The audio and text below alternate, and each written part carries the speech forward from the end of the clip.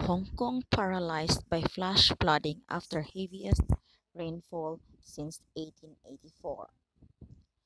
Record-breaking rainfall paralyzed much of Hong Kong on Friday, with flash flooding submerging metro stations and trapping drivers on the roads as authorities suspended schools and urged the public to seek the safe shelters.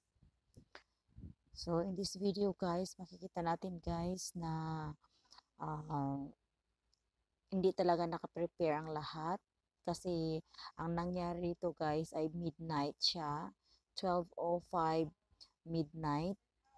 So ang nangyari nung Friday, um, September 8, 2023 guys. So lahat talaga guys, maraming tao na unprepared talaga. So since 18 nangyari ito guys nung unang matagal na nangyari na may rainfall din dito sa Hong Kong since 1884 pa at ngayon na naman ulit na nagkaroon ng ganitong baha dito guys sa Hong Kong. So marami na damage na mga sasakyan guys, mga businesses, marami talaga guys. But then ang lahat na ito guys ay kalooban talaga ni Lord. Lahat na ito ay hindi natin alam kung ano ang kanyang kalooban.